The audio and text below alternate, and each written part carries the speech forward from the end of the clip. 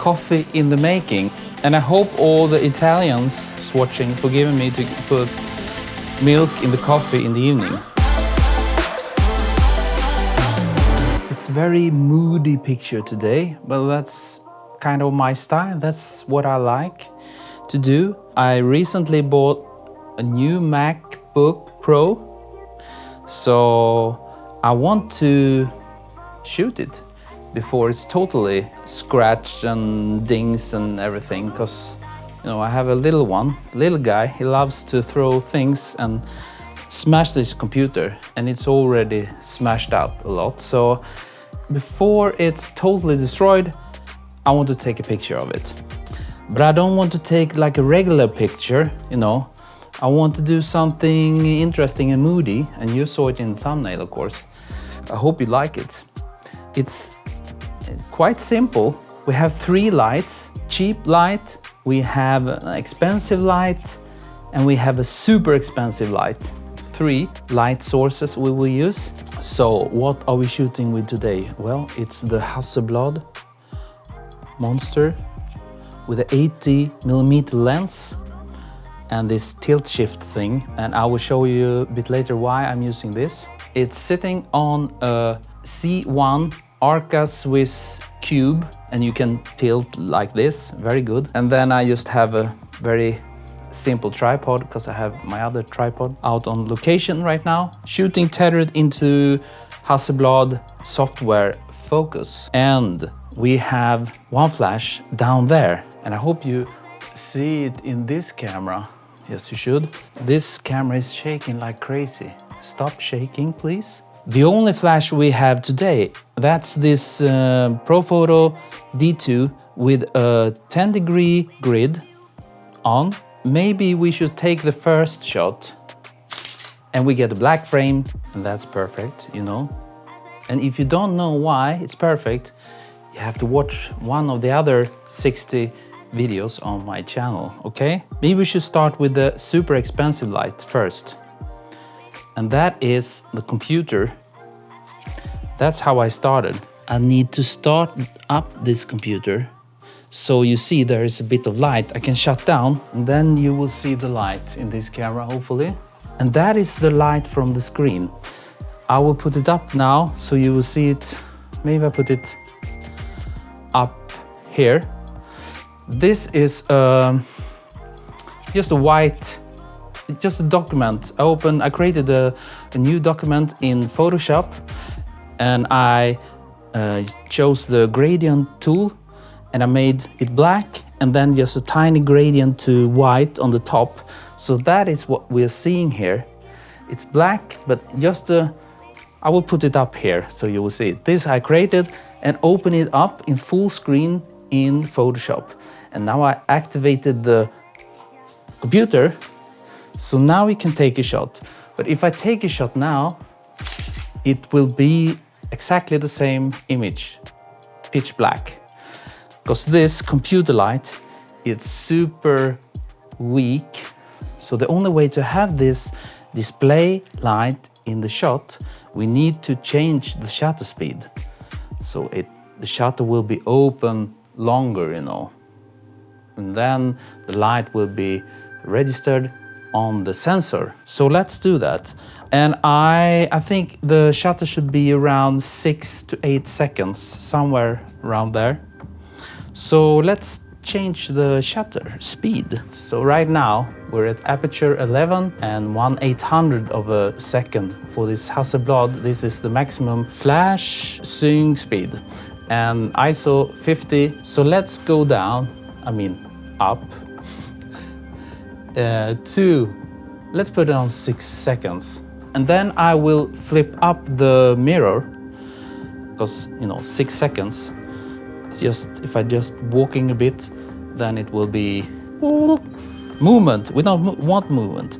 And now I see we don't have this light, so I have to, and we also need to shut down the LED lights, this video light, otherwise that will go into the shot as well, because we have this long shutter speed for 6 seconds. So I will shut them down. it will be completely dark. The only light we have is this display. I will take the shot. And let's take a look at the screen. Wow. You know, you can do this with any camera. Everyone will know what this is, you know. This is why I love photography so much. Maybe you think this is, maybe you like this hero shots with sparks and CG and everything. But for me, I think this is fantastic, beautiful. So this was a super expensive light. If you go to Apple website and you max out this Mac Pro, you know how much it will cost, yeah? Then we go for the expensive light, and that's the Profoto D2. I mean, I don't think it's expensive. You always get what you pay for. If you want the best, you know, I'm not saying that you cannot do this with other flashes. You can get any flashes and get the job done. But when you're professional, you need to have the best, because when you're out with a client or you have a client in your studio, and you have maybe 2, 3, 4 flashes, and you need to be sure they are consistent in between them, no color cast suddenly from one, or they fail, they will not shoot. Now, let's put on the Profoto D2. You see there, creates a spot. It will hit in the center on the logo on the computer. We cannot have this guide light on, because that will do the same as the LED lights. It will go into the picture. So we will shut down the modeling light, guide light. And also I will do like this, and then we take a shot with the flash and the display light from Photoshop. Let's take a shot. Oh my God. I think this is so beautiful.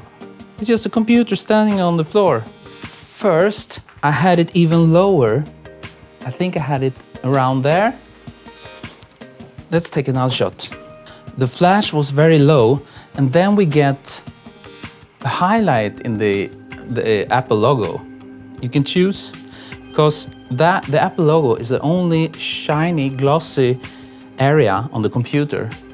So right now it picks up the flash in the center. I don't know, because we have this dark picture, black. I think it looks nicer with a black logo, I think.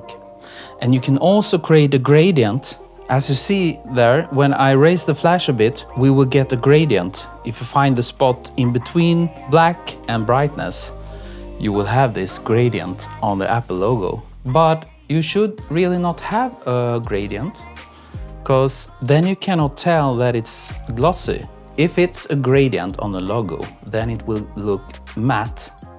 If you would like to show that it is glossy, then we need to have a hard edge, or completely white or completely black.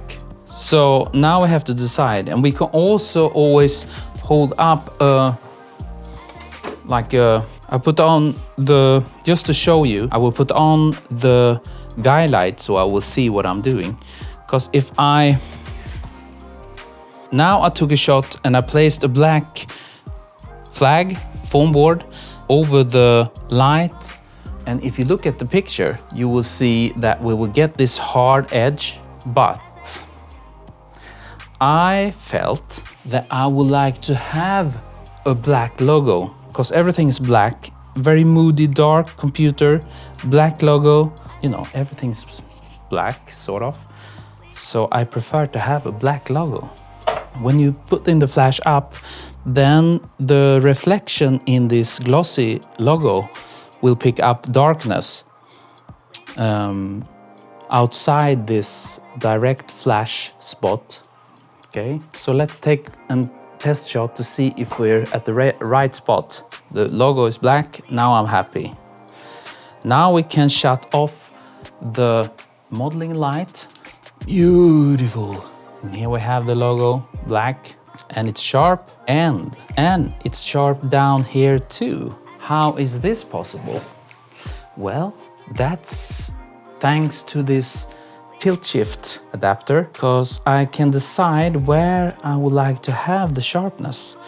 Now I'm tilting it a bit up, so now it goes from the logo and in this angle down to the trackpad. I think that will be a bit cool, that it's sharpen the logo and the trackpad instead of only the logo, and then it becomes blurry further down. So now I have a third cheap light LED panel, a small one. It's over there. There it's standing. And let's turn this on. Bird's eye view camera, you see it there? From the floor and onto the computer. Let's take a shot with this one. Before, dark edge, black. And this is kind of sharp and black, and it goes in there. And then we added this. We get tiny small gradient there.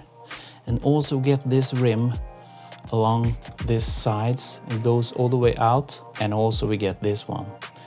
I cannot decide which one I like the best. I like this clean one without that one.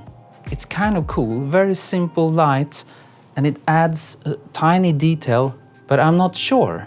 Maybe we should keep it clean with this black gap in there, or should we have this bright? I wish I could ask you, and then we can decide, have a voting or something. I really like the dark one, but for this tutorial purpose, maybe it's good that I show you with very small lights you can do this thing. I think it's just a tad too bright. Maybe we should put it down tiny bit. Yes. Maybe tiny bit brighter. If it's too bright, the eye will go straight to the brightest point.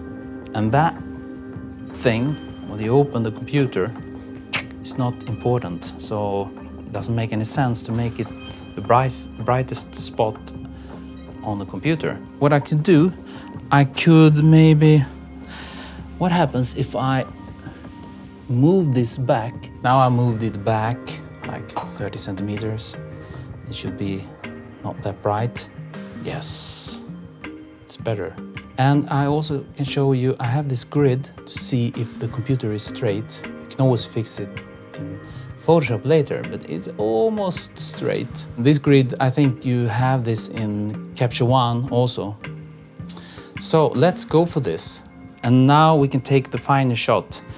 This camera is a multi-shot camera. It means it will take 4 images.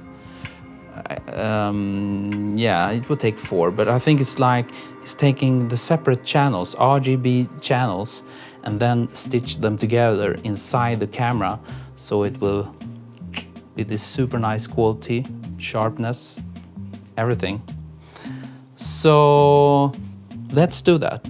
But before I do that, I want to show you that, you know, this screen light, we have different light sources and they don't have the same color temperature, Kelvin. So if I go to the computer, this is like a black and white image now. Look when I pull this up. Because I set the white balance to this area, and then the flash becomes like crazy. So let me take the white balance tool. This is the correct color actually. This is flash, perfect, nice. But then there will be like a green cast, so that's why I put it to black and white. This is kind of cool actually now when I look at it. Green. Coming out from the computer. So many choices. It's so hard to choose because, you know, when I'm making these thumbnails on YouTube, this will look so much cooler, or if I make it like blue or something. But I will take the shot like this and then we can take it out in Photoshop. And I will not do any editing on this one. It will be straight out of camera, raw. I would just go through to see if there is some dust somewhere, but this is just straight out of camera. So let's take this multi-shot, the final shot. And what do I need to do? Well, we need to shut down, and then, wow, this green, it's kind of nice. If I put up the saturation, wow. And I will go to capture again, and the mirror is up, and then I set this to multi, and then we will hold our breath and trigger capture. And let's go and see if we have some sharpness. Yes, and I can see I need to do some cleanup, I guess. Okay guys, that's it for today. Quite simple but very powerful image that I like.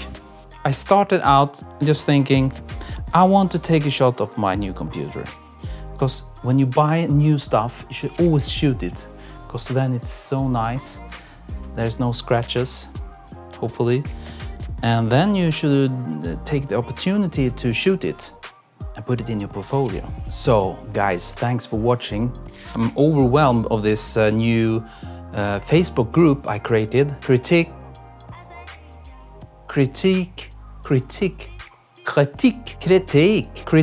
by Botvidsson, I think it's called. The link should be down. I don't think I put it down in the other video, but it should be, I should place it down in below the video. There's a link to this Facebook group and you can join and I will approve, and then you can post your images there.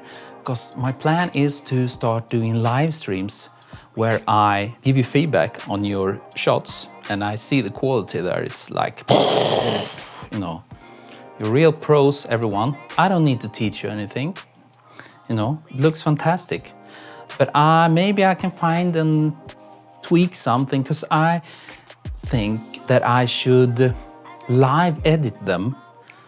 I mean, I will take the images and we will do like live Photoshop editing.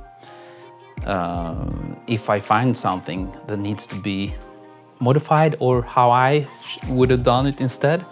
And because I did this I had a workshop, a couple of workshops where I used this technique. The people, they went out and had these assignments, taking photographs during the day, and in the afternoon they came back and I was live editing and improved their images, give them feedback how I would have maybe done something differently. So this is the plan. I haven't bought this, I need some equipment to do this live stream, to connect this nice camera, and I need to figure out how it works. I know in the group there was a guy, you had some tips for me. Maybe we should connect a bit more so we can, because I guess I can use this, is it called OBS? And then I can connect this camera. Then I want to show my screen Photoshop while I'm editing, and then I can have my beautiful face up in the corner, hopefully. It should not be that complicated, I hope. So let's look forward to this live streams. So join the group. And as always, see you next time.